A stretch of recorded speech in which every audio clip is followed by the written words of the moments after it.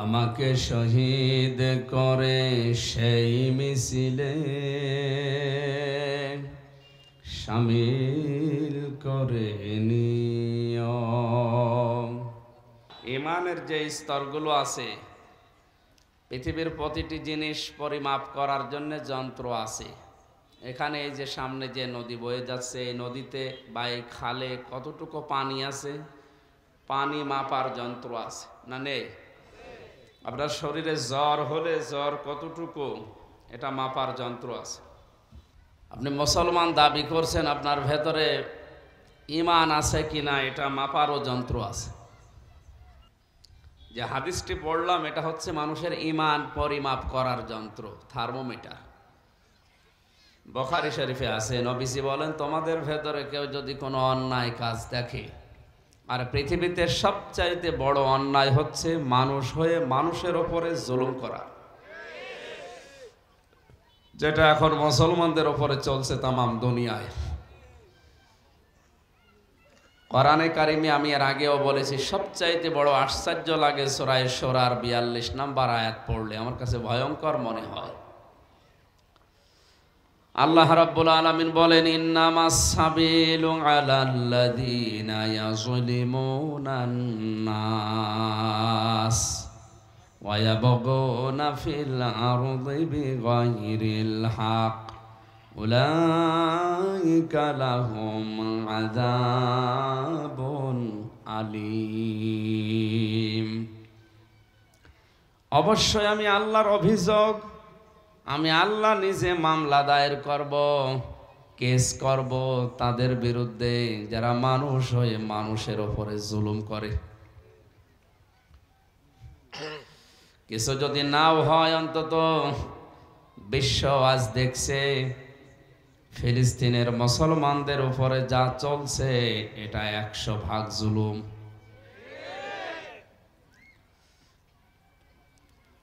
এই জুলুম দেখার পরে আমাদের যাদের তামাম দুনিয়ায় 175 কোটি মুসলিম আমরা যাদের ঈমান আছে, তাদের ঈমানটা যদি পরিমাপ করতে হয়, প্রথম নাম্বারে আমাদের হাত দিয়ে এটা প্রতিবাদ করা লাগবে।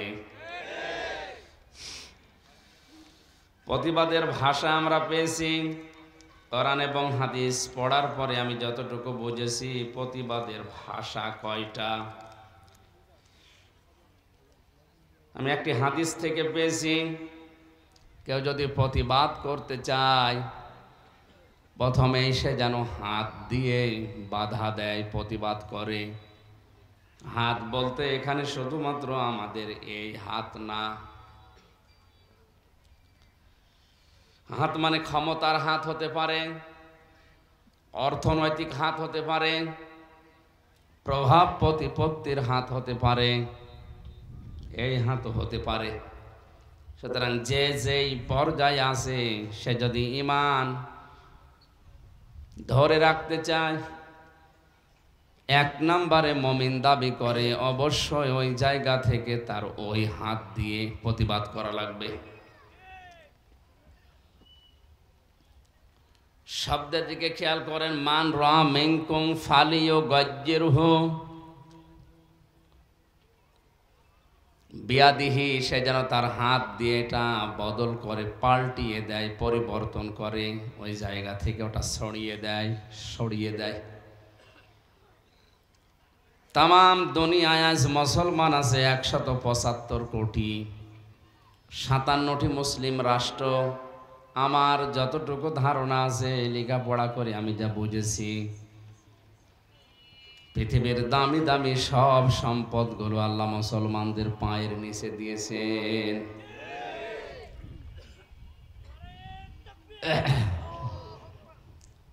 এরা যদি একেবারে কিছু না পারে, মুসলিম বিশ্বে যাদের পায়ের নিচে আল্লাহ তেল দিয়েছেন, এরা যদি বলে আমরা তেল বন্ধ করে দিলাম, তামাম দুনিয়া অচল হয়ে যাবে।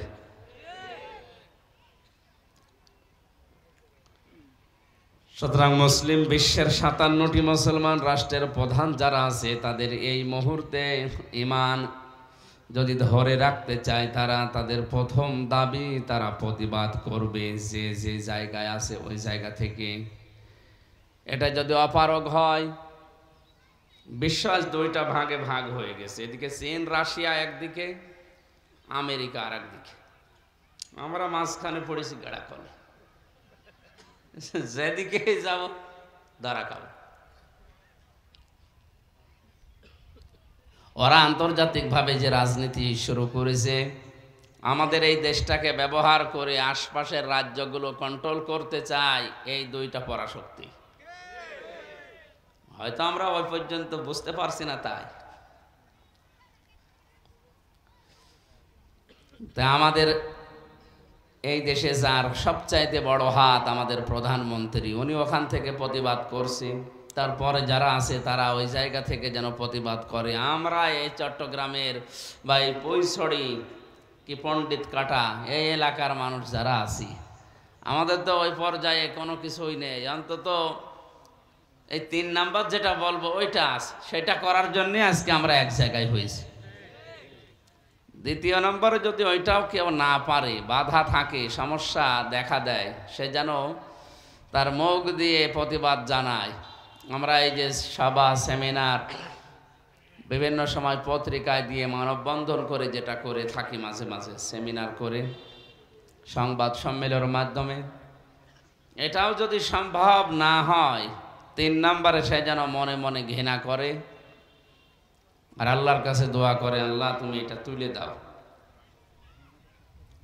প্রতিবাদের যে ভাষাগুলো আছে তার উল্লেখযোগ্য আছে 6টা। 1 নম্বরে মিডিয়ার মাধ্যমে উত্তর দেওয়া। আজকে আমরা সহ এখানে যারা আসলাম, যদিও কথা আমি একা বলছি, এ কথা আমাদের সবার। বলেন বলেন, এই যে হাজারো মিডিয়া যারা আছে কালকে যেন ছড়িয়ে দেয় বিভিন্ন ভাষায় রূপান্তর করে যে আমরা এই জালেমদের বিপক্ষে, মাজলুমের পক্ষে আছি। কথা বলেন, আছেন কিনা? এটা মিডিয়ার মাধ্যমে প্রতিবাদের ভাষা আমরা জানাচ্ছি বিভিন্ন কায়দায়। দ্বিতীয় পর্যায় হচ্ছে শান্তিপূর্ণ প্রতিবাদ, মিছিল, মিটিং এইটা করা। সারা বাংলাদেশ সহ বিশ্বের বিভিন্ন জায়গায় এটা অলরেডি হচ্ছে, হয়েছে, সামনেও হবে ইনশাআল্লাহ। 3 নম্বরে আন্তর্জাতিক যে আদালতগুলো আছে তাদের কাছে মামলা দেওয়া, কেস দেওয়া। যদিও যারা আছে এরা সবই ওই ধরনের, তারপরও প্রতিবাদের ভাষা হিসাবে এই 57টা মুসলিম রাষ্ট্র যেন অন্তত আন্তর্জাতিক আদালত যেগুলো আছে এখানে মামলা দেয়। 4 নম্বরে অর্থনৈতিকভাবে তাদের চাপে ফেলে দেওয়া যারা মানুষের ওপরে জুলুম করে। আর এই মুহূর্তে আমার মনে হয় এখন মানুষের ওপরে সবচাইতে বেশি জুলুমবাজ ইসরায়েল। তাদের পণ্যগুলো বাংলাদেশ সহ মুসলিম দেশ যারা দাবি করছি আমরা, একযোগে তাদের যে পণ্য তারা সাপ্লাই দিচ্ছে ওটা ডাস্টবিনে ফেলে দেওয়া, সামনে ক্রয় না করা। এভাবে কিছুদিন চালান, এমনিতেই অর্থনৈতিকভাবে মুখ থুবড়ে পড়বে। মানুষের পেটে যদি খাবার না থাকে বাকি কিছুই ভালো লাগে না। সুতরাং ওদের পেট থেকে খাবারগুলো যদি আমরা বের করে নিতে পারি, তাদের অর্থনৈতিক চাপে ফেলতে পারি, ইনশাল্লাহ আমরা পারবো। বাংলাদেশে তৈরি পণ্যগুলো আজকে থেকে ব্যবহার করার সিদ্ধান্ত নেবেন। ইসরায়েলের যে পণ্যগুলো আছে প্রায় এখন 35টার উপরে, যেগুলো বিভিন্ন পেপার পত্রিকায় মিডিয়ার মাধ্যমে আসে, যদি দেখেন অবশ্যই মানের 3 নাম্বার দাবি অনুযায়ী ওটা বয়কট করা আপনাকে লাগবে। যদি বলেন আমার এই 2 টাকার শ্যাম্পু আবার কি হবে না, ওইটাও কাজ আছে। 18 কোটি মানুষ এই দেশে, যদি 2 টাকা করে আপনি হিসাব করেন কত, দেখলেন? সুতরাং আমরা এভাবে যদি কিছুদিন চালাতে পারি, ওরা অবশ্যই থেমে যাবে আশা করছি। 5 নম্বরে রাজনৈতিকভাবে চাপ দেওয়া মুসলিম বিশ্ব এক হয়ে, এটা এখন দায়িত্ব ওনাদের। 57টা মুসলিম রাষ্ট্র, আমার মনে হয় এরদোগানের মতো যদি একটু হুঙ্কারও দিত, জেলখানায় এই 3 বছর বসে থেকে আমি যেটা দেখেছি, পত্রিকা ছাড়া তো কোনো খবর পাওয়া যায় না, যতটুকুই বুঝেছি এরদোগানের মতো যদি বাংলাদেশ সহ বিশ্বের 57টা মুসলিম রাষ্ট্রের প্রধানরা এক বাক্যে এই ফিলিস্তিনের ইস্যু নিয়ে রাজনৈতিকভাবে চাপ দিত, এ অত্যাচার এমনিতে প্রথম দিনই বন্ধ হয়ে যাওয়ার কথা।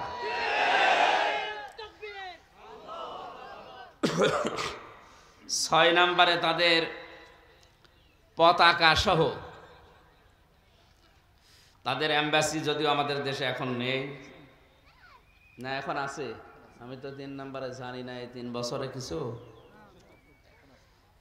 সারা বিশ্বের 228টা রাষ্ট্র, সব রাষ্ট্রে যাওয়ার অনুমতি আমাদের ছিল, শুধু ওই একটা দেশে মনে হয় খুলে দিয়েছে কিনা, আমি শুনেছিলাম যে খুলে দিয়েছে, এটা যেন বন্ধ করে দেয়। তাদের এম্বাসিতে বিভিন্ন কায়দায় মুখের কথা দিয়ে হোক, বিভিন্ন ভাষায় প্রতিবাদের মাধ্যমে হামলা করা, তাদের ফ্ল্যাগ, তাদের পতাকা যেটা আছে এটা যেন পুড়িয়ে ফেলা হয়। এই মাধ্যমগুলো বাঁশ দিয়ে, কাঠ দিয়ে, জ্বালানি দিয়ে, বিভিন্ন জিনিস দিয়ে মানুষের মতো তৈরি করে বিভিন্ন মোড়ে মোড়ে, এই যে রক্ত পিপাসু যে লোকটা, কি যেন নাম, বেনিয়ামিন নাকি নেতানিয়াহু, এই লোকটাকে পুড়িয়ে ফেলা, ওর কাছে যেন যেন যায় তামাম দুনিয়া আমাকে কিভাবে ঘৃণা করে। নবীজি বলেন এইটাও যদি কেউ না করে, এটা ইমানের সর্বনিম্ন স্তর, এটা যদি কেউ না করে বুঝতে হবে ওর ইমান নেই, ওটা একটা বেঈমান। তা আমরা কি বেঈমান থাকতে চাই? আমাদের ইমানের সর্বোচ্চ পর্যায়ে যদি আমরা নাও পারি, দ্বিতীয় পর্যায়েও যদি না পারি, 3 নম্বর পর্যায়টা অন্তত ইমান আছে, এটা ধরে রাখার জন্য আজকের এই আয়োজনের আঞ্জাম এনারা দিয়েছি। আমরা সংহতি জানাচ্ছি, আল্লাহ যেন কবুল করেন, জোরে বলেন আমিন। দরুদ আর সালাম পড়ছি আমাদের নবী মোহাম্মদ রাসূলুল্লাহ সাল্লাল্লাহু আলাইহি ওয়াসাল্লামের প্রতি, যার আদর্শ পেয়ে আমরা খুশি না বেজার। কিচ্ছু যদি না পাই দুনিয়ায়, আমি যে নবীজির উম্মত, বিশ্ব নবীকে আমি সব জায়গায় মেনে চলতে পারছি, অন্য কাউকে আমি মানি না, এটা যদি আপনি সত্যি দেখাতে পারেন, আপনার জীবন ধন্য। কোরআনে কারিমে রব্বুল আলামিন বলেন, কুল ইন কুনতুম তুহিব্বুনাল্লাহা ফাত্তাবিউনি ইউহিব্বুকুমুল্লাহ ওয়া ইয়াগফির লাকুম যুনুবাকুম আল্লাহু গফুরুর রহিম। সূরা আলে ইমরানের 31 নম্বর আয়াত। হ্যাঁ, এতদিন আপনি শুনেছেন, একটু নতুন ভাবে শোনেন। আজকে আধুনিক যে তাফসিরগুলো এখন বের হচ্ছে, এখান থেকে সামারাইজ করে আমি একটা তথ্য এখান থেকে পেয়েছি, খেয়াল করে শোনেন। কোরআনের কোনো কথা যদি কেউ খেয়াল করে মনোযোগ দিয়ে শোনে, 500 রাকাত নফল নামাজের সওয়াব হয়। আল্লাহ পাক বলেন, নবী আপনি বলুন, যদি কেউ এই দাবি করে যে আমি আল্লাহকে ভালোবাসি, এ দাবি আমাদের আছে না নেই? শুধু আমাদের না, দুনিয়াতে যে যে ধর্মে আছে সে তার দেবতাকে ভালোবাসে। কথা বলে না কেন? ইহুদি, খ্রিস্টান, বৌদ্ধ, হিন্দু সহ ওদেরকে জিজ্ঞাসা করেন, ওরা ওদের দেবতাকে ভালোবাসে। আর মুসলিম হিসাবে আমরা তো আমাদের আল্লাহকে ভালোবাসি। আল্লাহ তাআলা বলেন, নবী আপনি বলুন, যারা বলে আল্লাহ তোমাকে ভালোবাসি, এ শুধু দাবি করার বিষয় না, আমাকে ভালোবাসা তাদের দরকার নেই, আমি আল্লাহ নিজেই তাদেরকে ভালোবাসবো যদি তারা আপনার অনুসরণ করে। এখানে তাবউন শব্দটা আছে, তাবাআইন। তাবউন শব্দের শাব্দিক অর্থ হচ্ছে দেখে দেখে চলা। আপনার সামনে একটা মানুষ হেঁটে যাচ্ছে, কিভাবে হেঁটে যায়, কিভাবে মাজা নাড়ায়, কিভাবে হাত নাড়ায়, কিভাবে মাথা কাত করে, ঠিক ওই কায়দায় ওইভাবে ওই জায়গায় পা ফেলে অনুসরণ করার নাম তাবউন। বিশ্ব নবীকে কেউ যদি এভাবে অনুসরণ করতে পারে, আল্লাহ পাক বলেন ইউহিব্বুকুমুল্লাহ, আমি আল্লাহ নিজেই তাদেরকে ভালোবাসা আরম্ভ করব। যারা আলেম আছেন তাদেরকে এবার বলছে, কেউ যদি নবীজির অনুসরণ আরম্ভ করে, আল্লাহ তাকে ভালোবেসেছেন না বাসবেন? কথা বোঝার চেষ্টা করে। আমি তো, আমার তো চিল্লানোর অভ্যাস নেই, আমি এগুলো পারিও না। আমি কোরআনে কারিম এবং হাদিস যতটুকু পড়েছি, নরম ভাবে ঠান্ডা মাথায় বোঝানোর চেষ্টা করি। মানুষের এইটা যদি ঠিক হয়, বাকিগুলো ঠিক হয়ে যাবে। আর এইটা যদি ঠিক না হয়, তামাম দুনিয়া ঠিক হলেও সম্ভব না। এই জন্য এটা ঠিক করা দরকার। ইউহবিব এটা মজারে, বর্তমান, ভবিষ্যৎ, প্রেজেন্ট, ফিউচার। আল্লাহ তাআলা কিন্তু মাঝি বা অতীতের শব্দ দেননি। কোন মানুষ যদি রসুলকে অনুসরণ আরম্ভ করে, আল্লাহ তাকে ভালোবাসা শুরু করবে, করবে। এখান থেকে প্রমাণ হয় যারা এখনো পর্যন্ত রসুলের আদর্শ অনুসরণ আরম্ভ করেনি, আল্লাহ তাদেরকে ভালোবাসা শুরু করেনি। বলেন না কেন? আপনার 3.5 হাত বডির ভেতরে এবার তাকান তো, বিশ্ব নবীর কোন কোন অনুকরণ অনুসরণ হচ্ছে? মাথার চুলের দিকে তাকালে মনে হয় না এ রসুলের কাটিং হয়নি, এ কাট দিয়েছে কাকা মেসি। বিভিন্ন সেলুনের দোকানে গেলে দেখবেন 9-10 জন নায়ক নায়িকাদের ছবি টাঙিয়ে রেখেছে যে কার কাটিং চান, অজয় কাট, শাহরুখ কাট। কোন সেলুনের দোকানে অন্তত আমি লেখা পাইনি এখানে সুন্নাত অনুযায়ী চুল কাটানো হয়। আছে? আমাদের মাথার অবস্থার দিকে তাকিয়ে যেটা বুঝলাম যে না, অনুসরণ হচ্ছে না, আরেকটু নিচে নামেন। নবীজি বলেছেন খালিফুল মুশরিকিনা আউফুল লুহা ওয়াকফুশ শারিব। উম্মতেরা তোমাদের নির্দেশ দিলাম, তোমরা গোপকে খাটো করবা, মোষকে লম্বা করবা, কি দাড়িকে লম্বা করবা। হ্যাঁ, এই লম্বা নিয়ে হয়তো মতভেদ আছে। কেউ বলেছে 1 মুষ্টি, কেউ বলেছে 40 গজ দূর থেকে। আপনি রাখেন, 1 মুষ্টির উপরে কাটতে পারবেন না। এখন যদি বলেন হুজুর আপনার, আমার তো হয় না, আমি করব কি? 3 বছর জেলে থাকার পরে আমি যা দেখেছি, ওখানে তো 3 মাস 4 মাস 5 মাস পরে একবার চুল দাড়ি কাটাতে আসে। এখন আমার হয় না, 3 বছরে তাও এতটুকু হয়েছে। আমার 1 মুষ্টি মনে হয় কি আমাদের পরে হবে। আমাদের বংশে আসলে দাড়ি কম তো। দেখো, 1 মুষ্টি আপনাকে রাখা লাগবে। এরপরে যদি কারো বড় থাকে কেটে ফেলতে পারেন, অসুবিধা নেই। 1 মুষ্টির উপরে কাটা ছাটা এটা জায়েজ নেই। হারাম কোনো বিষয় বলতে হলে তাহলে শরীয়তের দলিল লাগবে। তার কোনো বিষয়কে হারাম বলতে হলে 3টা বিষয় লাগে। কয়টা? এই 3টা শর্ত যদি পাওয়া না যায় তাহলে আন্দাজে যে কোনো জিনিসকে হারাম বলা ঠিক না। আর এদেশে তো যা দেখে তাই হারাম বলে। এই জন্য আলোচক যারা আলোচনা করেন তাদেরকে বলছি, আলেম হন আর গায়রে আলেম হন, কোনো জিনিস হারাম বলার আগে একবারেই আপনি হারাম হারাম বলে দেবেন না। দেখবেন যে ওই 3টা শর্ত ওর ভেতরে আছে কিনা। 1 নম্বরে ওটা অশ্লীল হওয়া লাগবে। কি হওয়া লাগবে? বলেন। অশ্লীল হওয়া লাগবে, উশৃঙ্খল, অশ্লীল এরকম কোনো কিছু যদি থাকে তার ভেতরে। 2 নম্বরে ওটা নাপাক হওয়া লাগবে, অবৈধ হওয়া লাগবে। 3 নম্বরে ওটা ক্ষতিকারক হওয়া লাগবে নিজের শরীর, পরিবার, সমাজ এবং রাষ্ট্র এবং মানবতার জন্য। যদি ক্ষতিকারক হয় তাহলে কয়টা বিষয় পেলাম? 1 নম্বরে ক্ষতিকারক মনে করে, 2 নম্বরে অশ্লীল, 3 নম্বরে অবৈধ বা নাপাক। এই যে অনেকে বিড়ি হারাম বলে না, চট্টগ্রাম আর সিলেটে বিড়ি হারাম বলা ঝামেলা, কারণ এ দেশের ইমামরাও বিড়ি খায়।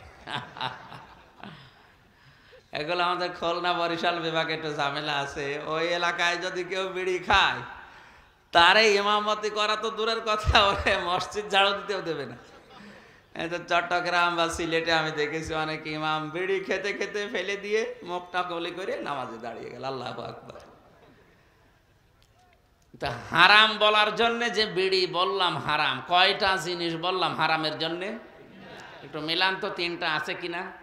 এটা কি নাপাক? নাপাক নাকি?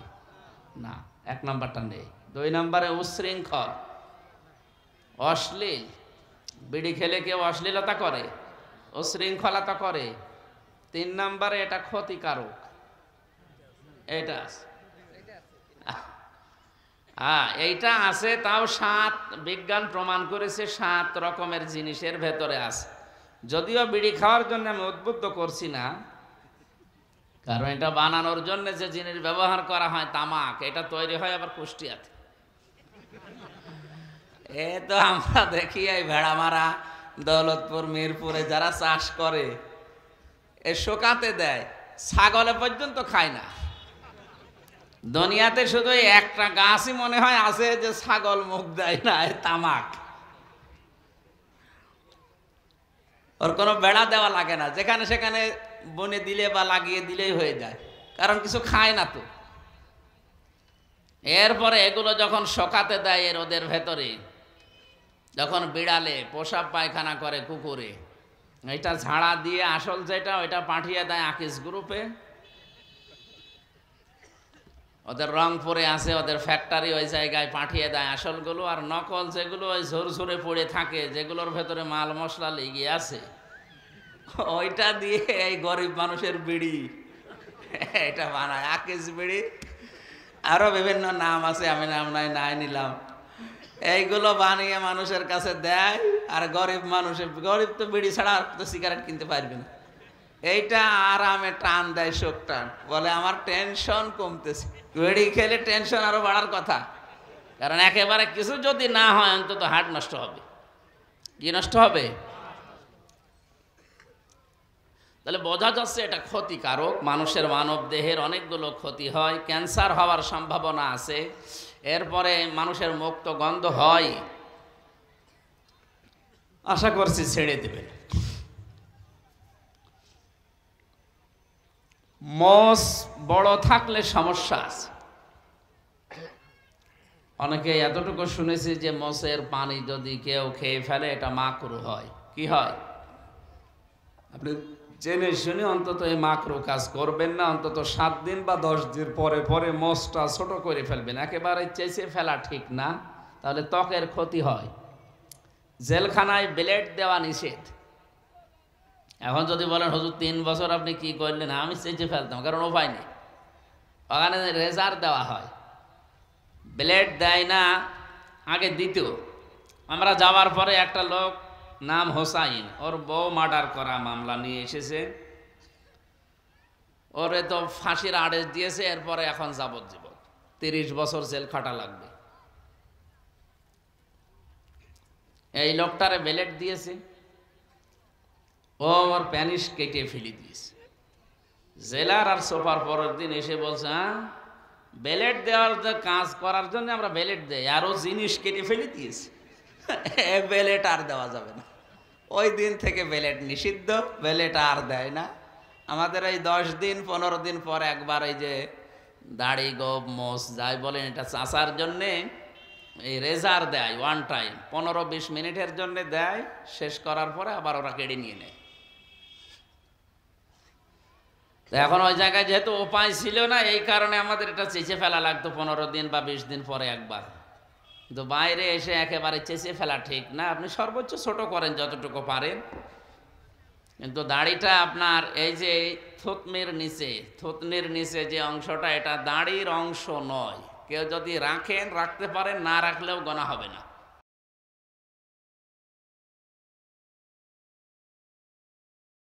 হচ্ছে এই কানের লতির নিচ থেকে শক্ত জায়গাটুকু, এখান থেকে শুরু করে শক্ত জায়গা একেবারে এই মুখের নিচ পর্যন্ত, এই যে সওয়াল যেগুলো আছে এগুলো দাড়ির অংশ নয়।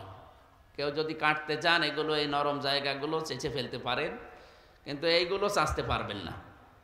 আমি কথা বোঝাতে পেরেছি? দাড়ি রাখতে হবে এই নিচের এই জায়গাটুকু। কেউ যদি না রাখেন, এই যে আপনি এটুকু না রাখলেও গোনা হবে না, রেখে দিয়েছেন অসুবিধা নেই। এগুলো রাখলে পুরুষের মতো লাগে, আবার একেবারে না রাখলে মাকন্দ বা মহিলাদের মতো লাগবে। আপনি রাখেন যদি রাখতে চান, অসুবিধা নেই। কিন্তু এই শক্ত জায়গাটুকু দাড়ির অংশ, এগুলো কাটতে পারবেন না। আমি কত কথা বোঝাতে পারলাম?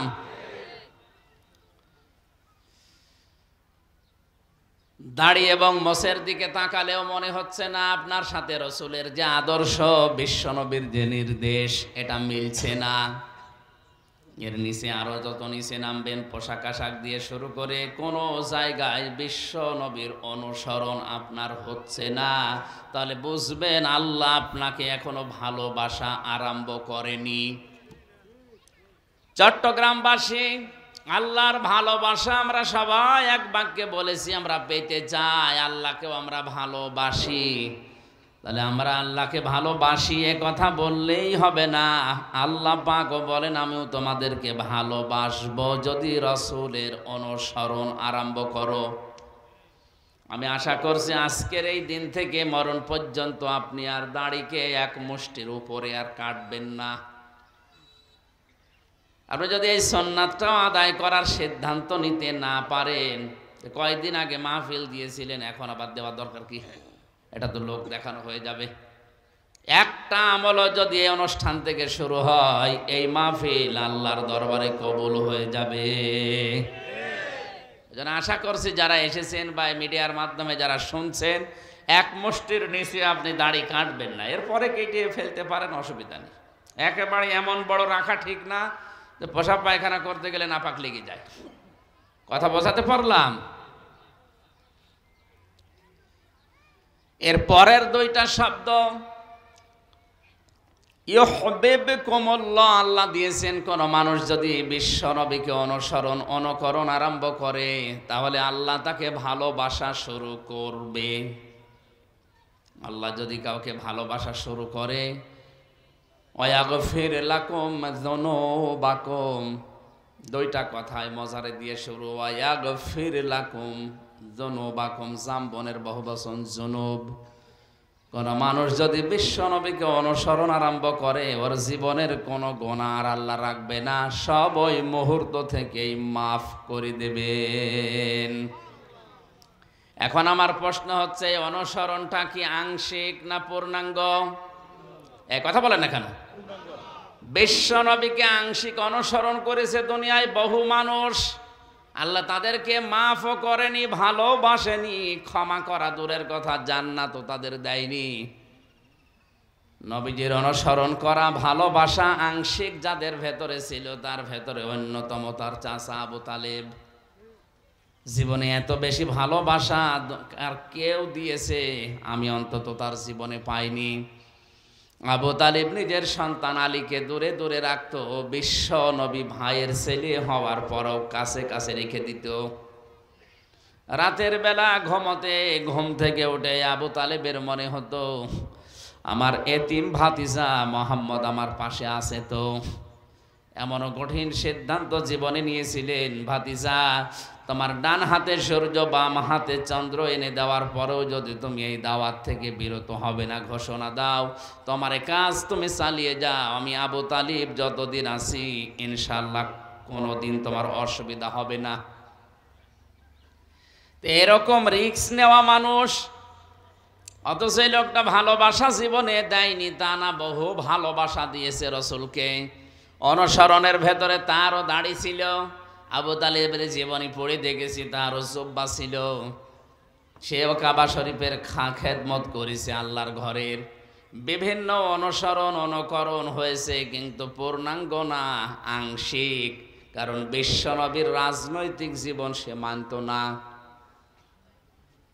আজও দুনিয়াতে বহু মানুষ এমন আছে আংশিক অনুসরণ করে আর বাকিটা না করেই মনে করছে আমি আল্লাহর ভালোবাসা পেয়ে গেছি, আল্লাহ আমাকে মাফ করে দেবে, জান্নাতে দিয়ে দেবে। সম্ভব না। আপনাকে মাফ করতে হলেও আবু তালিবকেও মাফ করা লাগবে। এখন যদি বলতে তার ইমান ছিল না, তা আপনার ইমানের অবস্থা কি? আমার ভাইরা, এখন থেকে যদি আমি পরিপূর্ণ অনুসরণ আরম্ভ করি, এই আয়াত অনুযায়ী আল্লাহ আমাকে এখন এই ভালোবাসা আরম্ভ করবে। কথা বলে না কেন? আমি যদি পরিপূর্ণটা অনুসরণ করার সিদ্ধান্ত না নিয়ে আংশিক করে, কসম দিয়েছেন আমাদের রব, ফালা ওয়া রাব্বিকা লা ইউমিনুনা হাত্তা يحكموك فيما شجر بينهم ثم لا يجدوا في أنفسهم حرجا مما قضيت ويسلموا تسليما খুব খেয়াল করেন আল্লাহ পাক বলেন তোমার রবের কসম হে নবী কসম করছেন যিনি তার নিজের নামে কসম করছেন কে আল্লাহ তার নিজের নামে কসম করছেন হে নবী আপনার রবের কসম কখনোই লোকটা মুমিন হতে পারবে না যতক্ষণ পর্যন্ত জীবনের প্রতিটি ক্ষেত্রে আপনার দেওয়া সিদ্ধান্ত স্বতঃস্ফূর্তভাবে আনন্দ চিত্তে মেনে নিতে না পারবে এমনিতেই মেনে নেওয়ার আনন্দে মেনে নেওয়ার ভেতরে পার্থক্য আছে অনেকেই বাধ্য হয়ে শেষ পর্যন্ত পরিবেশ সমাজ পরিবার এদের দিকে বন্ধু মহলের দিকে তাকিয়ে আল্লাহর রসুলের সিদ্ধান্ত মেনে নিতে বাধ্য হয় এরকম না বিশ্ব নবীর যত সিদ্ধান্ত দুনিয়াতে আছে আপনার জীবনে পরিবারের সমাজ আর রাষ্ট্রে এটা একেবারে মন খারাপ করে না আনন্দ চিত্তে মেনে নেওয়া লাগবে সাল্লিমু তাসলিমা স্বতঃস্ফূর্তভাবে আনন্দ চিত্তে যতক্ষণ মেনে নিতে না পারবে ততক্ষণ লোকটা মুমিন না আয়াত আমার মনে হয় পড়ার পরে যেটা আমি বুঝলাম আয়াত অনুযায়ী আমরা যারা আজ রসুলকে স্বতঃস্ফূর্তভাবে দুনিয়ার সব জায়গায় মানতে পারি না আর উল্টাপাল্টা ধারণা করি তারা ঈমানদারি হতে পারেনি আল্লাহ আমাদের হেফাজত করুন জোরে বলেন আমিন তাহলে আয়াতের সারমর্ম যেটা আমি বোঝাতে চেয়েছিলাম আল্লাহকে ভালোবাসিয়ে দাবি করাই শেষ না আল্লাহ বলেন দাবি করার দরকার নেই যদি কেউ দাবি করে আল্লাহ তোমাকে ভালোবাসি নবীজি আপনি বলুন সে যেন আপনার অনুসরণ আরম্ভ করে এ অনুসরণ আংশিক না পূর্ণাঙ্গ আরো জোরে বলেন বলেন বলেন মাথা থেকে পা পর্যন্ত রান্নাঘর থেকে একেবারে সংসদ পর্যন্ত সব জায়গায় যদি অনুসরণ আপনি এখনই আরম্ভ করার সিদ্ধান্ত নিয়ে কাজে লেগে পড়েন এখন থেকে আল্লাহ আপনাকে ভালোবাসা শুরু করবে এক কথা বলা লাগবে তাহলে এখনো পর্যন্ত আংশিক যারা করে আছেন তাদেরকে আল্লাহ ভালোবাসা শুরু বলেন বলেন যারা পূর্ণাঙ্গ করার জন্য সিদ্ধান্ত নিয়ে লেগে পড়েছে নেমে পড়েছে আল্লাহ তাদের ভালোবাসা শুরু আজ 48,000 পীর এই দেশে আমি পীর বিরোধী না কেন পীরের নাম নিয়ে আজ যেগুলো করছে তাদেরকে বলছি 48,000 তাও সরকারি জরিপে অধিকাংশ দরবারের পীরদের ভেতরে রসুলের রাজনীতি নেই আরো এরা উল্টাপাল্টা ফতোয়া দেয়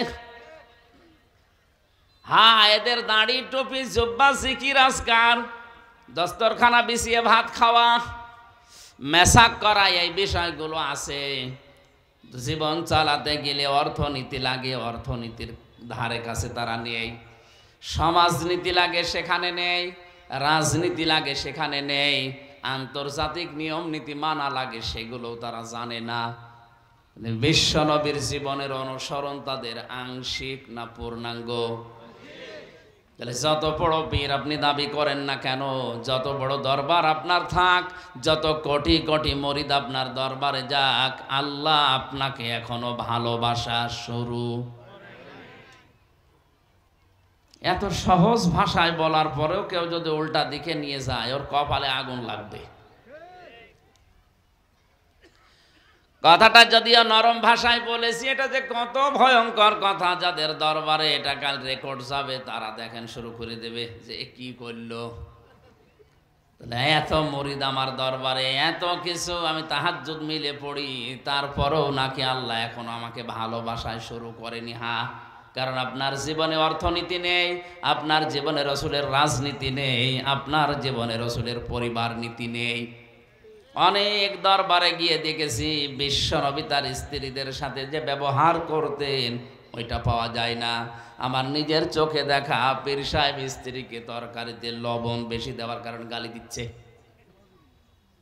অথচ আল্লাহর নবী বলেন কোন দিন আমার স্ত্রীদেরকে খাবারের ব্যাপারে গালি দেওয়া তো দূরের কথা বিশ্বনবী কোনোদিন খাবারের ভুলও ধরতেন না, দোষও বের করতেন না।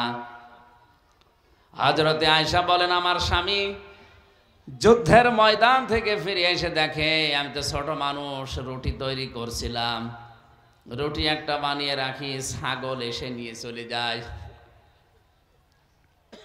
রোদের ভেতরে প্রচন্ড রোদ ছিল, এজন্য আমি গরমে ঘরমাত্ম হয়ে এমনকি ক্লান্ত হয়ে কখন যে ঘুমিয়ে পড়েছি আমি নিজেও টের পাইনি। বিশ্বনবী এসে দেখলেন আমি ঘুমিয়ে গেছি। আল্লাহর নবী নিজে আটাগুলো আবার খামির করলেন, নরম করে আবার রুটিগুলো তৈরি করলেন। গোশতটা রান্না করার পরে আমাকে ডাক দিলেন, আয়েশা রুটি হয়ে গেছে, উঠে উঠে পড়ো। হযরতে আয়েশা বলেন, ইয়া রাসূলুল্লাহ, যে অবস্থা ছিল অন্যান্য মানুষ হলে তো নিজে খেয়ে তারপরে ডাকতো।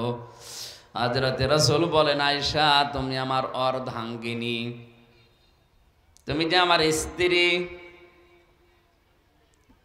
অন্যান্য মানুষ হলে যদি দেখতো যে বউ রান্না করতে করতে ঘুমিয়ে গেছে, ঘুমের অবস্থায় মা শুরু করতো।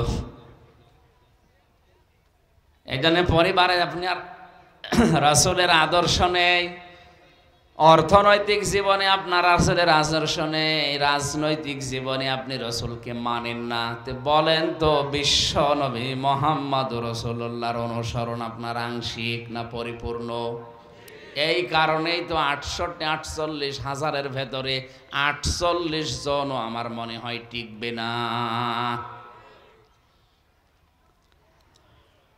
রাসূলকে কেউ যদি অনুসরণ পূর্ণাঙ্গ আরম্ভ করে দেয়, ওই মুহূর্ত থেকে আল্লাহ তাকে ভালোবাসা, আরো জোরে বলেন, আল্লাহ যদি ভালোবাসা শুরু করে কয়টা পুরস্কার তাকে দান করবেন? 2টা। ওয়ায়াগফির লাকুম, আল্লাহ তাকে ওই মুহূর্তে ক্ষমা করে দেবেন। কেমন ক্ষমা? আল্লাহ ক্ষমার ধরন দিয়েছেন জামবুন না যুনুব, বহু বচন দিয়ে জানিয়েছেন ওর জীবনের এই 50, 60, 70 বছর, 80 বছরে যত অপরাধ ছিল সব ওই মুহূর্তে আল্লাহ মাফ করে তাকে নিষ্পাপ বানিয়ে দেবে। ও যদি এই মুহূর্ত থেকে রাসূলের পুরা জীবন আদর্শ অনুসরণ করার সিদ্ধান্ত নিয়ে লেগে পড়ে। আল্লাহ আমাদেরকে আজকের এই আলোচনা থেকে এই বিষয়টা নেওয়ার তৌফিক দিন, জোরে বলেন আমিন। আমার আজকের বিষয় আলোচনা করার জন্য নিয়েছিলাম আমানাত। কি বলেন বলেন? মুমিন জীবনের একটা গুরুত্বপূর্ণ অধ্যায় এটা। সামাজিক, রাজনৈতিক, আন্তর্জাতিক বিভিন্ন জায়গায় আমানতের গুরুত্ব আছে। কোরআনে কারীম জানিয়েছে, ইয়া আইয়ুহাল্লাযীনা আমানু লা তাখুনুল্লাহা ওয়ার রাসূলা ওয়া তাখুনু আমানাতিকুম ওয়া আনতুম লা তা'লামুন। সূরা আনআম, সূরা আনফাল 27 নম্বর আয়াতে আল্লাহ জানিয়েছেন, ও হে যারা ঈমানের দাবি করো তাদেরকে বলছি, কখনো তোমরা আল্লাহ এবং রাসূলের সাথে বিশ্বাসঘাতকতা করো না। শব্দের দিকে খেয়াল করেন, কত ভয়ঙ্কর শব্দ। ঈমানদারকে ডাক দিয়ে আল্লাহ বলছেন তোমরা আল্লাহ এবং রাসূলের সাথে বিশ্বাসঘাতকতা করো না। বিশ্বাসঘাতক আল্লাহর কাছে নিকৃষ্ট। বিশ্বাসঘাতক কি?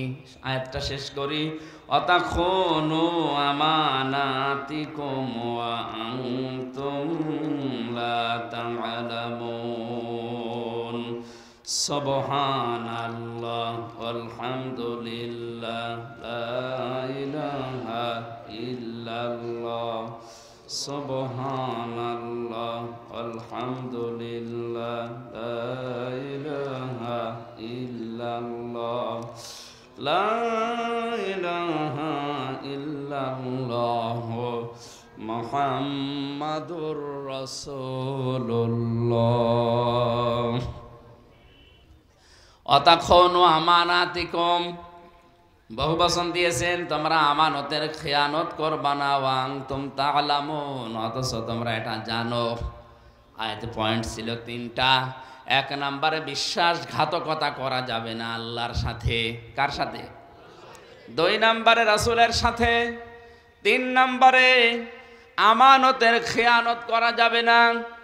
এখন আল্লাহর সাথে বিশ্বাসঘাতকতা কিভাবে করছি আমরা? সূরা আরাফের 172 নম্বর আয়াতে আল্লাহ জানিয়েছেন, ওয়াইদা আযানা রাব্বুকুম ওয়াইদ আখাযা রাব্বুকা মিন বানি আদামা মিন যুহুরিহিম যুররিয়াতাহুম ওয়া আশহাদাহুম আলা আনফুসিহিম আলাস্তু বিরাব্বিকুম ক্বালু বালা শাহিদনা আন তাকুলু ইয়াওমাল কিয়ামাতি ইন্না কুন্না আন হাযা গাফিলিন। আল্লাহ পাক বলেন, আদমের পৃষ্ঠদেশ থেকে যখন রূহগুলো আমি বের করেছিলাম, তাদের কাছে আমি অঙ্গীকার নিয়েছিলাম আদমের সন্তানদের কাছে যে আমি কি তোমাদের রব না? আমি আল্লাহ আমার নিজের সম্পর্কে তাদের কাছে জিজ্ঞাসা করেছিলাম, আমি কি তোমাদের রব না? এক বাক্যে যত রূহ ছিল সবাই জবাব দিয়েছে ক্বালু বালা। এক বচন না, দ্বি বচন না, এটা বহু বচন। ওই ময়দানে আমরা যারা ছিলাম আলমে আরো আর জগতে, রুহের জগতে, সবাই এক বাক্যে স্বীকার করেছি আল্লাহ তুমি আমাদের রব। আল্লাহ কি? সবাই বলেন। আল্লাহ বলেন শাহিদ না, আমি শুধু একা না, এটাও বহু বচন। আমার যে ফেরেশতারা আছে সবাই মিলে আমরা সাক্ষী থাকলাম। আরে ভাই আপনি কি? আমি বললাম তো লাগবে না, সারা দিয়ে বোঝে না কোন এলাকায় আসলে।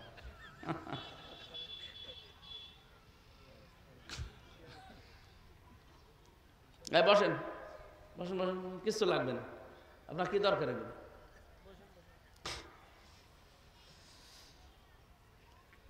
যেটা বোঝাতে চাচ্ছিলাম, আল্লাহ রাব্বুল আলামিন আদমের সন্তানদের কাছ থেকে এই স্বীকৃতি পাওয়ার পরেই কিন্তু শাহিদ না বলেছেন যে আমরা সবাই সাক্ষী আছি। ফেরেশতা ছিল, আল্লাহ নিজে আছেন, আর আমরা তো সাক্ষী দিয়েছি। আন তাকুলু ইয়াউমাল কিয়ামাতি ইন্না কুন্না আন হাযা গাফিলিন। আল্লাহ পাক বলেন, হে বান্দা বান্দিরা, এই যে কথা সাক্ষী দিলে এটা যেন দুনিয়ায় যে ভুলে যেও না, কারণ কিয়ামতের দিন আমি এই বিষয়ে আবার জিজ্ঞাসা করব। আমার মুসলমান ভাইরা, অন্য ধর্মের কথা নাই, বাদই দিলাম। আমরা যারা আল্লাহকে বিশ্বাস করি, যারা বলেছি আল্লাহ তুমি আমাদের রব, তাও নরম ভাবে বলি নাই, নরমাল ভাবে বলি নাই, তাহলে ক্বালু নাম বলতে পারতাম। আমরা বলেছি ক্বালু বালা। নাম মানে নরমালি হ্যাঁ, অসুবিধা নেই, কিন্তু বালা মানে অবশ্যই হ্যাঁ, গ্যারান্টি দিয়ে স্বীকার করলাম। এখন যদি দুনিয়াতে আসার পরে কোনো মানুষ এই রব, তিনি যে রব বলে স্বীকৃতি নিলেন, এটা যদি ঠিক না রাখে, সে যেন আল্লাহর সাথে বিশ্বাসঘাতকতা করে। রবের অনিষ্ট অর্থ আমি পেয়েছি। আপনি একবারেই বলেছিলেন আলাস্তু বিরাব্বিকুম ক্বালু বালা, একবারে স্বীকার করার ভেতরে 19টা জিনিস পাওয়া যায়। তার 1 নম্বরে রব মানে আইনদাতা। রব মানে কি? আরো জোরে বলেন। ওই সময় যত রূহ আমরা আদমের পৃষ্ঠদেশ থেকে বের হয়েছিলাম সবাই বলেছি ক্বালু বালা শাহিদনা, হে আল্লাহ তুমি আমাদের রব। রবের প্রথম অর্থ আমরা পেলাম, রব মানে আইনদাতা। সুতরাং দুনিয়ায় আসার পরে কেউ যদি আল্লাহর আইন না মানে, আল্লাহর আইন প্রতিষ্ঠা করার জন্য চেষ্টা না চালায়, ও সবচাইতে বড় বিশ্বাসঘাতক। আমাদের জননী যিনি এখন প্রধানমন্ত্রী শেখ হাসিনা থেকে শুরু করে যারা দায়িত্বে আছে, 4বার তারা পরপর গেল। এই 4 বারের ভেতরে একবারও সংসদে আল্লাহর একটা আইনও প্রতিষ্ঠা করতে পারলো না। এবার আমরা আহ্বান জানাবো, চলে যেহেতু গেছেন, সর্বপ্রথম সংসদ যেদিন বসবে যেন কোরআনের 4টা আইন প্রথমেই কায়েম হয়।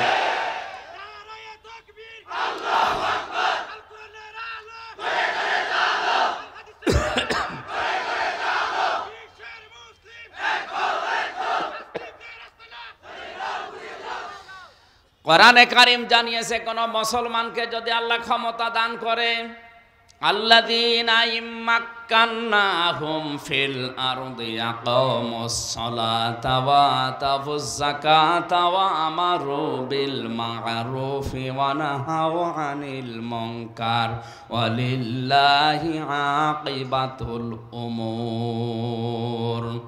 সূরা হজের 41 নম্বর আয়াতে আল্লাহ ঘোষণা দিয়েছেন। এটা আমি প্রধানমন্ত্রী সহ যারা মন্ত্রী পরিষদ কালকে মনে হয় গঠন হয়ে গেছে, না আজকে হচ্ছে, 300-র উপরে যারা এমপি হয়ে গেলেন, ইমানের দায়িত্ব অনুযায়ী মানবতার দায়িত্ববোধ নিয়ে আপনারা যেহেতু দায়িত্বে গেছেন, এই মুহূর্ত থেকে সংসদের প্রথম অধিবেশনে 4টা কাজ আপনারা বিল পাস করবেন। 1 নম্বরে নামাজ কায়েম করা লাগবে রাষ্ট্রীয়ভাবে। এটার পক্ষে আছে না নেই?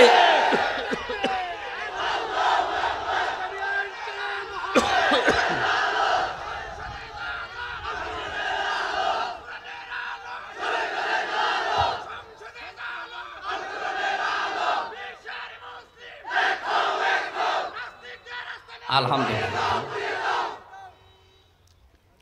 18 কোটি মানুষ চালাতে আজ আমেরিকার দিকে তাকানো আর লাগবে না, চীন রাশিয়া ভারতের দিকেও তাকানো লাগবে না। 2 নম্বরে যাকাত ভিত্তিক অর্থনীতি কায়েম করেন। আমি শুধু সাতক্ষীরা জেলার কলারোয়া থানার একটা রিপোর্ট পেয়েছিলাম জেলখানায় বসে।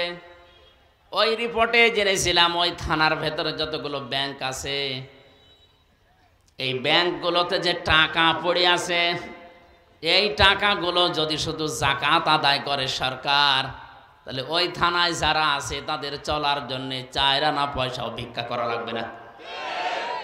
সাতক্ষীরা বাংলাদেশের খুব উন্নত জেলা না, ওটা গরিব এলাকা। ওরা মাছের ঘের দিয়ে জীবন চালায়। চট্টগ্রাম তার চাইতে অনেক উন্নত। এরকম বড় বড় উন্নত জেলাগুলো বাংলাদেশে আছে। এই জেলার বিভিন্ন জায়গায় যে ব্যাংকগুলো আছে, কিচ্ছু করা লাগবে না, পরামর্শ দেওয়া দরকার। দিচ্ছি যারা দায়িত্বে আছেন 1734 জন মানুষ। কয়জন? এই বাংলাদেশ চালাচ্ছে এখন মাত্র 1734 জন মানুষ। 18 কোটি মানুষকে যারা কন্ট্রোল করছেন, যাকাত ভিত্তিক অর্থনীতি কায়েম করে দেন। সংসদের প্রথম অধিবেশনে বিলটা পাশ করেন। 300 এমপি যদি এক বাক্যে হ্যাঁ বলে দেয়, পাশ হয়ে যাবে। এটা যিনি সর্বপ্রথম শুরু করবেন, কিয়ামত পর্যন্ত যদি এটা বাংলাদেশে থাকে, ও কিয়ামত পর্যন্ত কবরে বসে যাকাতের এই সওয়াবগুলো পেতেই থাকবে। দেখি কেউ করে কিনা। ভালো কাজগুলোর আদেশ করবে, অন্যায় কাজগুলো বন্ধ করে দেবে। এই 4টা আদেশ আগে সংসদে পাশ করা দরকার। এটা মুসলমানকে ক্ষমতায় দিলে তাদের দায়িত্ব দিয়েছেন কে? 50 বছর হয়ে গেল আমরা স্বাধীন হয়েছি, ঘুরে ফিরে মুসলমানই প্রধানমন্ত্রী, মুসলমানই রাষ্ট্রপতি হয়, কিন্তু একবারও এই 4টা আদেশ আমরা পাইনি। আশা করছি এবার পাবো। বলছেন না? এই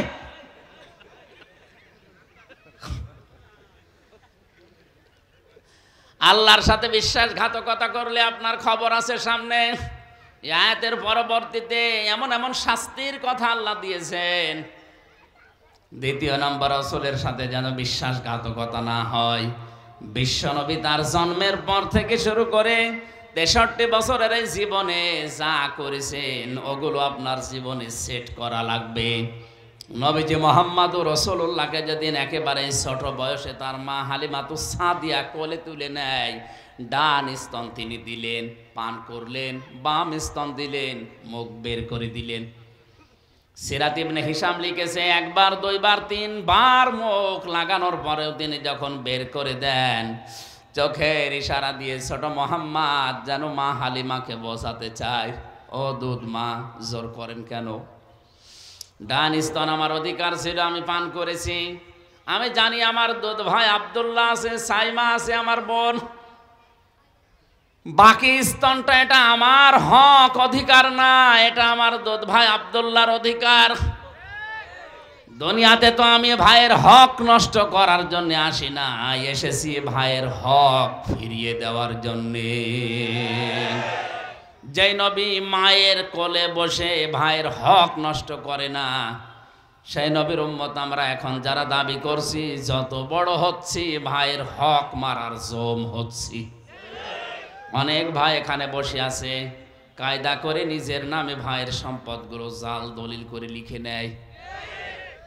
মানুষের জমিন ফাঁকি দেওয়া লোক যদি এখানে থাকেন, কেউ ভাই, কেউ বোন, কেউ ছেলে মেয়ে যাই হোক, আর অন্যের কথা তো বাদ দিলাম, আপনজনদের ভেতরে নিজের ভাই, নিজের বোন, নিজের ছেলে মেয়ে, এদের সম্পদ যদি কেউ আত্মসাৎ করে থাকেন, জমি জায়গা ফাঁকি দিয়ে থাকেন, যতদিন ওইটা ফেরত না দেবেন ততদিন আপনার ফরজ কোনো ইবাদত কবুল হবে না। 2 নম্বরে আপনি যখন মারা যাবেন, এ জমি ফেরত না দেওয়ার কারণে আপনি বেঈমান হয়ে মরবেন, আপনার নামাজ রোজায় কাজ হবে না। শরিক ফাঁকি দেওয়া লোক আছে কিনা আমি একটু দেখতে চাই, হাত তোলেন তো। একজন না, এ মনে হয় এ ময়দানে নেই। আপনি কি বোঝেন কিছু, নাকি আবেগে হাত তুলে ফেলেছে? 2টা শাস্তির কথা বললাম না, যে ফরজ ইবাদত কবুল হবে না, আর মরণের সময় ঈমান নসিব হবে না, বেঈমান হয়ে মরবে যারা শরিক ফাঁকি দেয়। শরিক ফাঁকি বোঝেন আপনারা?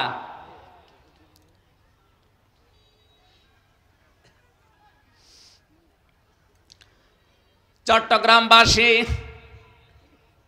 3 নম্বরে অতখন আমানাতিকুম ওয়া আনতুম তা'লামুন, তোমরা আমানতের খেয়ানত করবা না জেনে শুনে।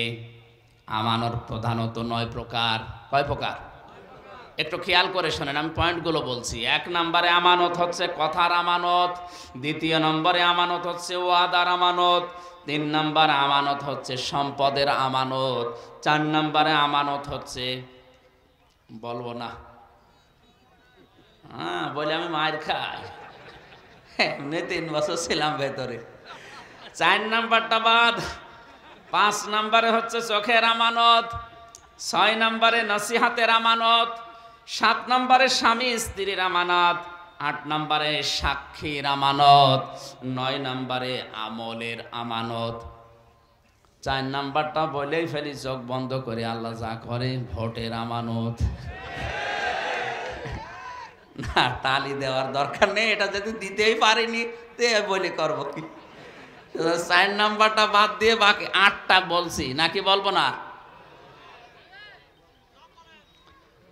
কথার আমানত হচ্ছে আপনি আন্দাজে মুখে যা আসবে সেই কথা বলতে পারবেন না, কারণ বিজ্ঞান এখন প্রমাণ করছে মানুষের মুখ থেকে একটা কথা বের হতে কমপক্ষে 27টা স্তরে ধাক্কা লাগা লাগে।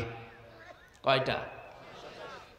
এই শব্দটা বের করতে আমার মুখের ভেতরে কয়েক ইঞ্চি জায়গা, বিজ্ঞান বলেছে এখানে 27টা স্তর পার করার পর একটা কথা তৈরি হয়। যত নিয়ামত আল্লাহ মানুষকে দিয়েছেন, কোরআন নাজিল করার পরে সবচাইতে বড় নিয়ামত মানুষের জন্য কথা বলার ক্ষমতা। কোরআনে কারীম জানিয়েছে, আর রহমানু আল্লামাল কোরআন খলাকাল ইনসানা আল্লামাহুল বায়ান। জোরে বলেন আল্লাহু আকবার। আমি রহমান, আমার দয়া হচ্ছে তোমাদেরকে আমি কোরআন দিয়েছি, তোমাদেরকে আমি বানিয়েছি, শুধু বানিয়েই শেষ করে দেয়নি, তোমাদেরকে কথা বলার যোগ্যতা দিয়েছি। এই যে বায়ান, কথা বলা, এটা আল্লাহর নিয়ামতের ভেতরে অন্যতম। যারা কথা বলতে পারেন আপনি তাদের কাছে জিজ্ঞাসা করেন দুনিয়ায় কি হারিয়েছে তারা। আমাদের এই 3.5 হাত বডির ভেতরে যেইটা আমরা হারিয়েছি, যেইটা পাইনি, আমার মনে হয় তার কাছে দুনিয়ায় সবচাইতে বড় দামি জিনিস ওইটা। শিক্ষার জন্য বলছি, কুমিল্লাতে দাউদকান্দি মনে হয় এক মাহফিলে খাবার খাচ্ছিলাম, এক অন্ধ আমার পাশে বসা, হঠাৎ বিদ্যুৎ চলে গেল। আমরা যারা চকলা আছি চিল্লাচিল্লি করছিলাম, তাড়াতাড়ি জেনারেটর দেন, বিদ্যুৎ নিয়ে আসেন, আলোর ব্যবস্থা করেন।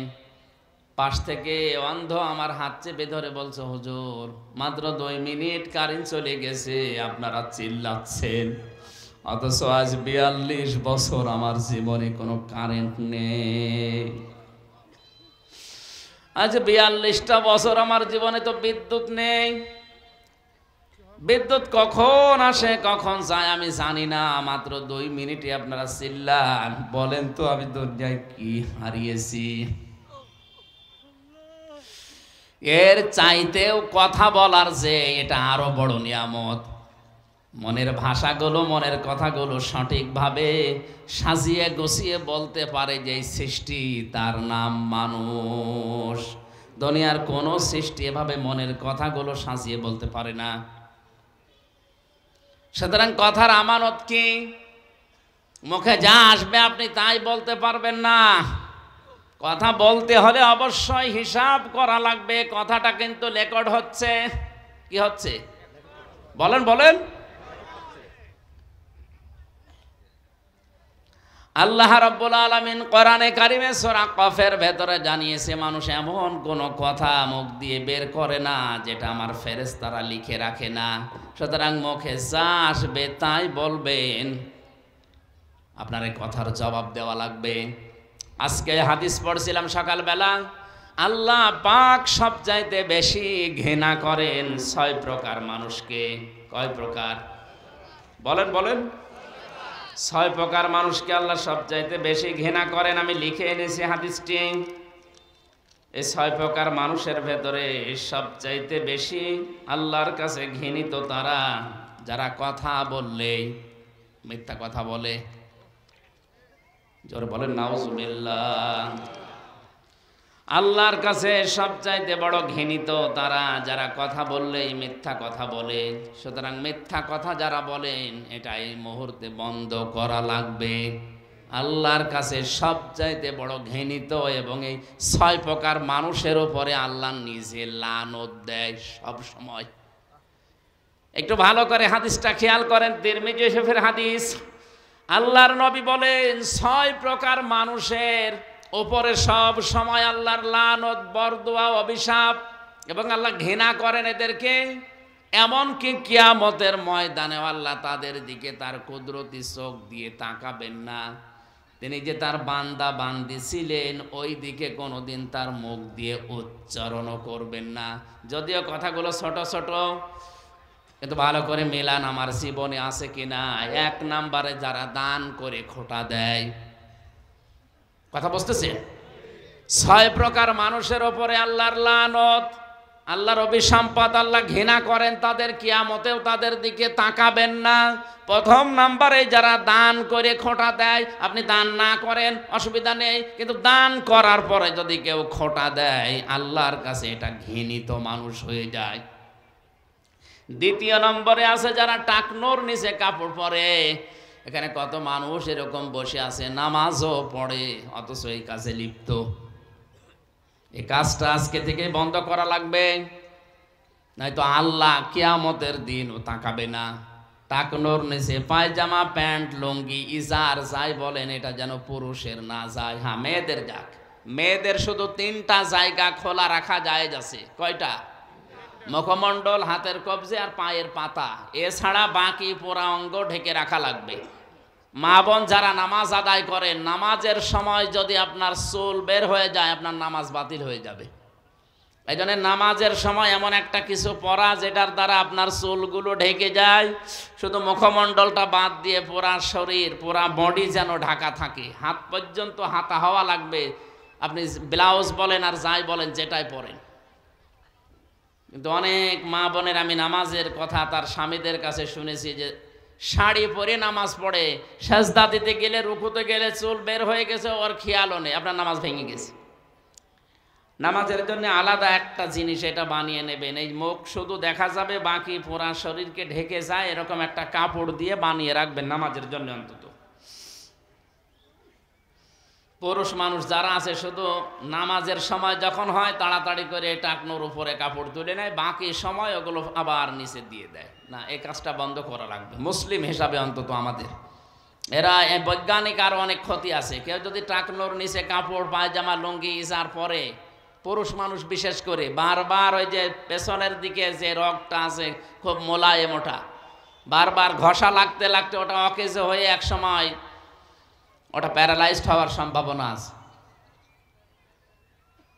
অনেক খ্রিস্টান, অনেক ইহুদি, ডাক্তার, হিন্দু, আমি ভারতের বহু জায়গায় গিয়ে দেখেছি, তা ভেলোর সহ হায়দ্রাবাদ সহ বিভিন্ন জায়গায় খ্রিস্টান ডাক্তাররা অনেকে প্যান্ট পরে কিন্তু টাকনুর উপরে। জিজ্ঞাসা করলাম কি আপনি তো জাতিতে অন্য ধর্মের, আপনি তো মুসলমান না, এটা করেন? ওনারা বৈজ্ঞানিক ব্যাখ্যা দেয় যে এটা করি আমরা এই কারণে, সওয়াব হবে বা আল্লাহ কিয়ামতে তাকাবে এই সমস্ত না, আমরা আমাদের শরীরকে বাঁচানোর জন্য। 3 নাম্বারেরটা সবচাইতে বেশি যেটা আমাদের দেশে বৃদ্ধ জিনাকারী। আজ কক্সবাজার থেকে শুরু করে পর্যটক এলাকা সহ ঢাকা সহ বিভিন্ন জায়গায় বুড়ো জেনাখোর বেড়ে গেছে।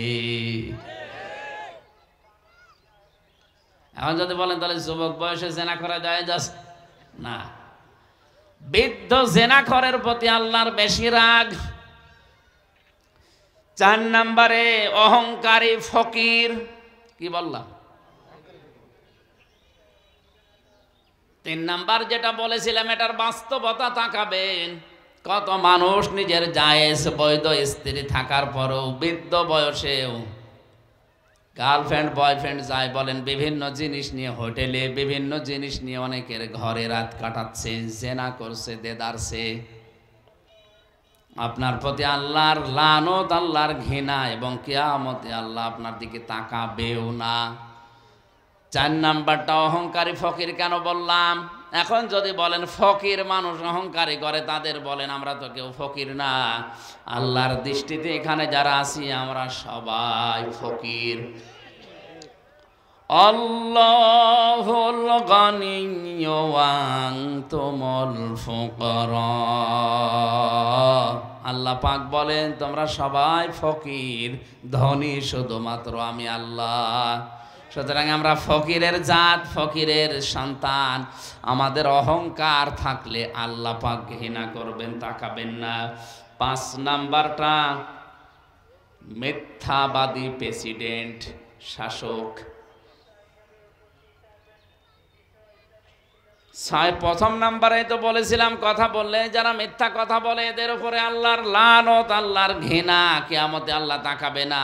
6 নাম্বারের পয়েন্ট আবার রিপিট করে দিয়েছে, আলাদা কিছু মানুষের নাম যারা শাসক, যারা শাসক গোষ্ঠীতে আছে, যারা প্রেসিডেন্ট, রাষ্ট্রপতি, বড় বড় জায়গায় যারা আছে, এরা যদি মিথ্যা কথা বলে নিজের সাথে, জাতির সাথে, কিয়ামতে আল্লাহ এদের দিকে তাকাবেই না। সরে বলেন নাউজুবিল্লাহ। কথা বললে দেখা যায় সংবাদ সম্মেলনে 100টা কথা বলে 98টা মিথ্যা কথা। বলেন বলেন। পয়েন্টগুলো আকারে শেষ করে আমি শেষ কথা যেটা বলেছিলাম, সাক্ষীর আমানত, এটা বাংলাদেশে সবচাইতে বেশি খেয়ানত হচ্ছে। আমার 2টা মামলা দিয়ে 3 বছর আটকিয়ে যারা সাক্ষী দিল, একটা কথাও সত্য না, সব মিথ্যা কথা। যারা আমার বিরুদ্ধে সাক্ষী দিয়েছে, যতগুলো সাক্ষী মামলা এখনো চলছে, বলেন তো এই মানুষগুলো নাকি জানিয়েছে আমি উগ্রবাদী কথা বলি, আমার কথা শুনে সংসদ ভাঙতে গেছে একটা ছেলে। আমি বললাম কই দেখান তো বক্তব্যটা, ওটা নেই। তাহলে আপনি সাক্ষী দিলেন কি? আচ্ছা, মিথ্যা সাক্ষ্য দেওয়ার কারণে কত মানুষ 20 বছর, 25 বছর, 45 বছর জেলে পড়ে আছে বিনা কারণে, কিচ্ছু জানে না। 100 জনের কমপক্ষে 70 জন মানুষ তো বিনা কারণে জেলে আছেই। আমি এই 3 বছরে যেটা দেখেছি, হ্যাঁ 30 ভাগ অপরাধী আছে, এটা আমিও মানি, কিন্তু 70 জনই বিনা কারণে কিছুই জানে না। হয়তো অন্যের পাশের বাড়ির সাথে রাগ আছে, একটা মেয়ে ছেলে দিয়ে তার উপরে দোষ চাপিয়ে ধর্ষণ মামলা দিয়ে 30 বছর জেল দিয়ে দিল। বলে তো একটা মানুষ 30 বছর যদি জেলে থাকে, তার বাইরে আর কিছু থাকে? তার দুনিয়াটা ধ্বংস করে দিলেন। মিথ্যা সাক্ষ্যর ব্যাপারে কোরআন এবং হাদিসে যত আয়াত আমি পড়েছি, আশ্চর্য লাগে। মিথ্যা সাক্ষী এত ভয়ঙ্কর, এটা দুনিয়াতে যারা মিথ্যা সাক্ষ্য দেবে, কিয়ামতের দিন আল্লাহ পাক হাজার হাজার সাক্ষী তার বিরুদ্ধে জোগাড় করবেন। আর যারা মিথ্যা সাক্ষ্য দিয়ে অনেক মানুষকে ধরিয়ে দিচ্ছেন, অনেক মানুষকে জেলের ভেতরে রেখে দিয়েছেন, তারা থামেন, আপনার কপাল কিন্তু সামনে পুড়ে গেছে। শেষ কথা ছিল এই সমস্ত জায়গার আমানত এই মেম্বারগুলো, এই মঞ্চগুলো, মসজিদ থেকে শুরু করে বিভিন্ন যে মঞ্চগুলো তৈরি হয়, মেম্বারগুলো তৈরি হয়, এখানের আমানত, এই আমানতগুলোর দায়িত্ব আমাদের পালন করা দরকার। আমাদেরকে আমানতগুলো পালন করতে দেন। যারা পালন করতে দেন না, তারা আল্লাহর ভাষায় বিশ্বাসঘাতক হিসাবে পরিণত হবেন। আমাদের অন্তত বলতে দিন যে কথাগুলো সঠিক কোরআন এবং হাদিস থেকে। এই মেম্বারে, এই মঞ্চে দাঁড়িয়ে যেন জনগণকে বলতে পারি, এই কথাগুলো বলার মতো পরিবেশ সৃষ্টি করে দিন। আল্লাহুম্মা আমিন।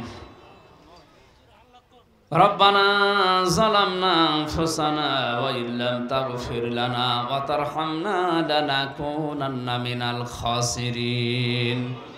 রব্বুল আলামিন, অসহায় মানুষদের জন্য আমরা হাত তুলেছি চট্টগ্রামের এই বাঁশখালীর ময়দান থেকে।